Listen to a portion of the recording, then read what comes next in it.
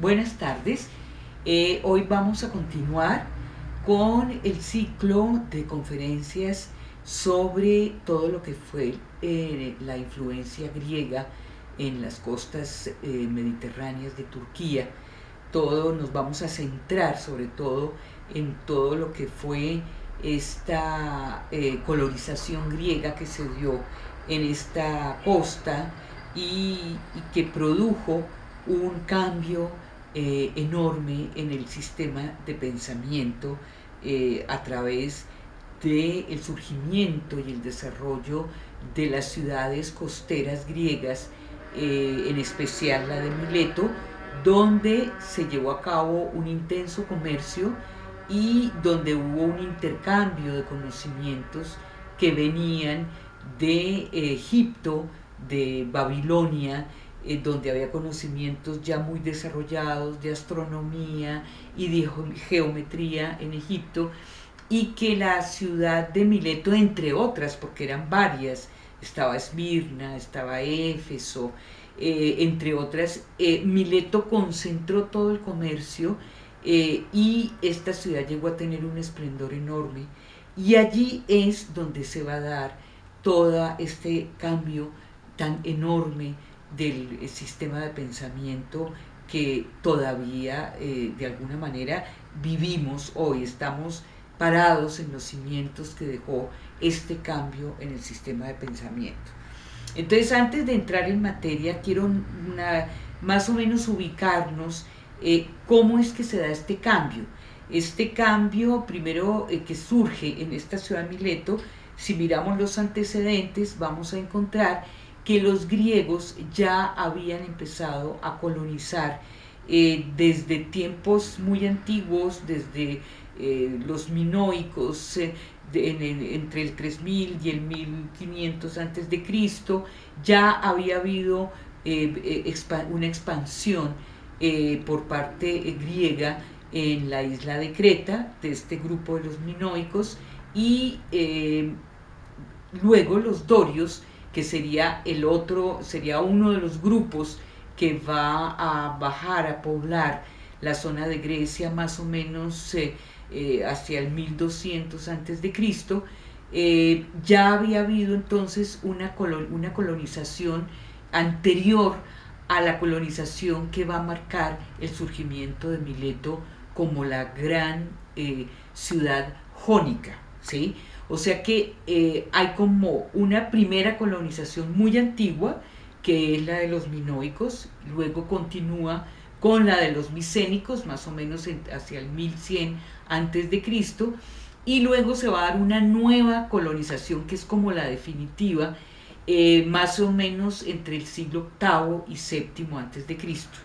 Esta última colonización, que es la que más frutos, digamos, va a dar desde el punto de vista del conocimiento, esta última colonización surge a partir de la llegada en la Grecia continental de unas tribus que vienen del Asia central, y que atraviesan el Asia menor, y estas tribus van a empezar a intentar asentarse al mismo tiempo que están bajando otro grupo de tribus que son los dorios, y esta pelea, digamos, por territorio finalmente expulsa un poco a los jonios hacia las islas, algunas islas del Peloponeso, y ellos son los que van a empezar a realizar ya las colonizaciones, las primeras colonizaciones de esta época en toda la costa del Mediterráneo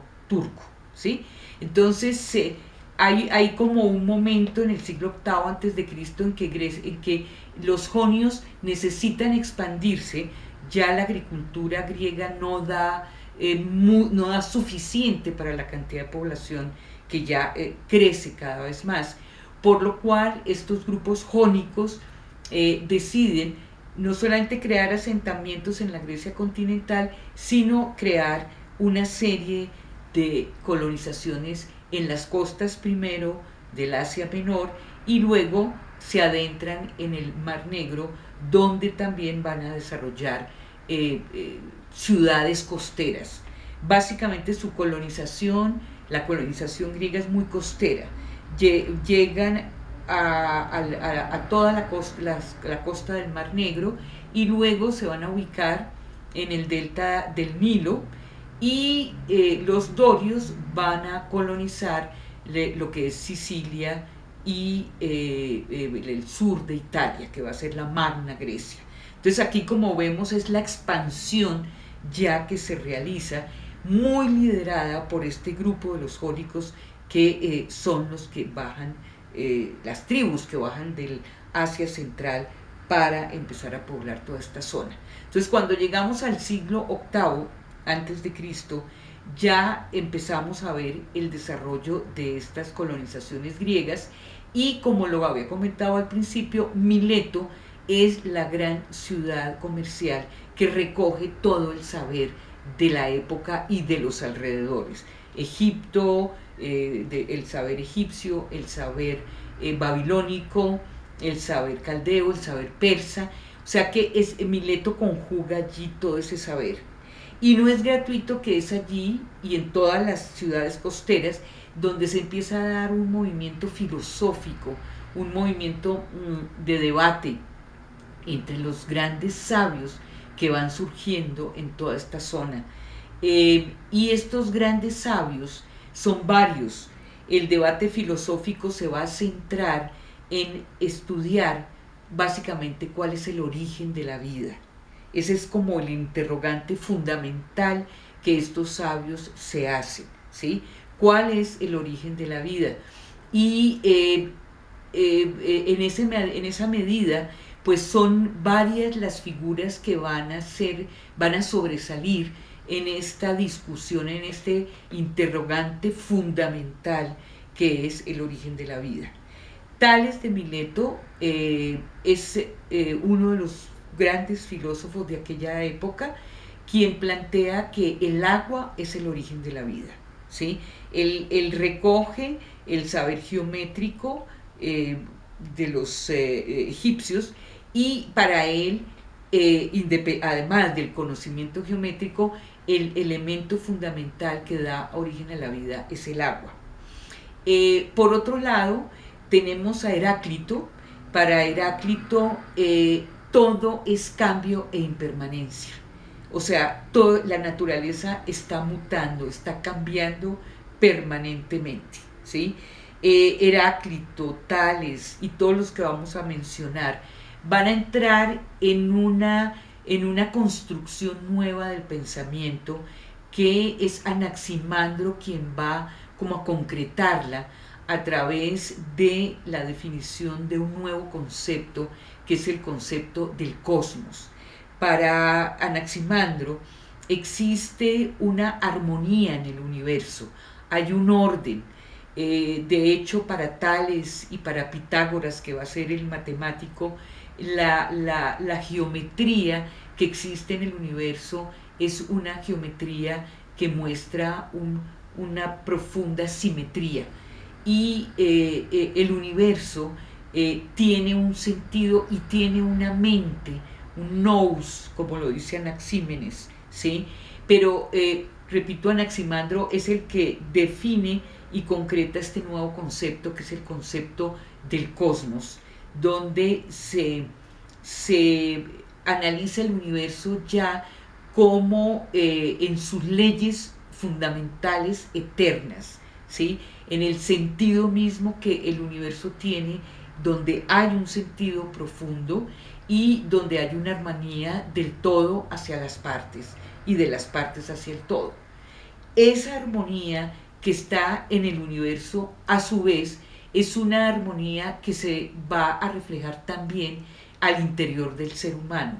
El ser humano va a desarrollar un cosmos interior a través de la identificación por primera vez de lo que es el alma, que es algo que recoge Pitágoras de toda la tradición órfica de griega antigua, donde se decía que el alma tiene un origen divino, ¿sí? El alma tiene un origen divino, y en esta construcción de un sentido profundo, tanto en el universo como al interior del ser humano, se plantea también la búsqueda del sí mismo, la conciencia y la construcción del sí mismo. Es el momento en que se da un concepto también de un yo, de un alma, un yo racional, que descubre el mundo a partir no ya de sus sensaciones y sentimientos o emociones, sino de la observación y de la reflexión. O sea que, como ustedes ven, esto es un quiebre fundamental con el conocimiento que se tenía hasta el momento sobre el ser humano, sobre el universo que estaba y sobre la naturaleza, que estaban centrados en todas las tradiciones míticas y mitológicas, donde se planteaba un politeísmo por un lado y donde por el otro las divinidades tenían figuras humanas, hombres y mujeres. Aquí hay un quiebre con esta forma de conocimiento. El conocimiento que se plantea es, vuelvo y repito, es un conocimiento centrado en la observación y la reflexión. Y a partir del interrogante fundamental del origen de la vida, entonces encontramos esta nueva construcción del pensamiento. Anaximandro se va a encargar también de analizar el origen animal, el origen de la vida animal y el origen de la vida humana. Él va a ser el primer mapa de la Tierra, desarrolla también la noción de infinito, ¿sí? La otra gran figura, son muchas, pero la otra gran figura es Pitágoras. Pitágoras es el que descubre una nueva doctrina, que es la doctrina del número, y va a construir los elementos de la geometría. Él descubre esta nueva doctrina del número, que es la matemata, de donde viene la palabra matemáticas, y él descubre que en la esencia misma del cosmos, el número es la verdadera esencia. O sea, para él el número es la verdadera esencia del cosmos. Y en esa medida, los elementos geométricos y los números permiten no solo encontrar la esencia misma, la esencia mística de las cosas, sino que a su vez permite construir una geometría simétrica donde uno observa la armonía perfecta del universo. Volvemos al concepto del cosmos.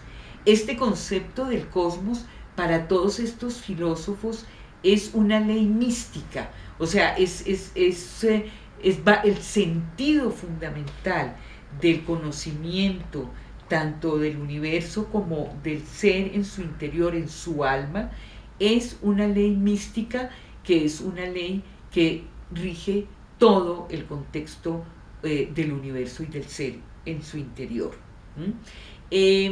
Nosotros vamos a encontrar, por otra parte, vamos a ver cómo Demócrito, que es otro de los filósofos que están en ese debate del origen de la vida, va a descubrir o va a plantear como la esencia misma de la vida, que sería el átomo, como este movimiento constante y este choque constante de átomos es lo que va a dar lugar a las cosas que vemos, a la naturaleza, ¿sí? Para él es el átomo y es el descubrimiento de esta partícula infinitamente pequeña la que le permite a él dar un sentido de lo que es la esencia de la vida y del universo. Todos ellos, Pitágoras a través del número, a través de la sacralidad del número, Pitágoras también recoge toda la tradición órfica de la existencia de un alma cuyo origen es divino. Todos ellos tienen un trasfondo místico en este interrogante fundamental que se han planteado sobre el origen de la vida. Entonces vamos a dejar por ahora en esta primera parte para entender como esta primera etapa o esta etapa fundamental de la historia griega en las costas turcas, porque esto dejó una huella permanente en el mundo. Hasta el día de hoy, pues nosotros estamos parados en este saber que desarrollaron los jónicos en las costas turcas, y que permitió que se desarrollara una filosofía natural que rompió totalmente con el saber anterior y que dio las bases para el saber actual del siglo XXI. Nosotros todavía seguimos buscando el agua en otros planetas como origen de la vida, y este es un legado que tenemos aún desde aquella época para entender cuál es el origen de la vida. Entonces, vamos a dejar, se da este cambio fundamental. Entonces hay un nuevo paradigma, no solamente en el conocimiento, sino en la forma de abordar la espiritualidad. Y eso es lo que quería resaltar de esta primera época fundamental en la historia griega en Turquía. Bueno, dejamos por ahora aquí y continuaremos la próxima vez, ya entrando en lo que va a ser la llegada del cristianismo en toda esta zona. Muchas gracias y nos vemos.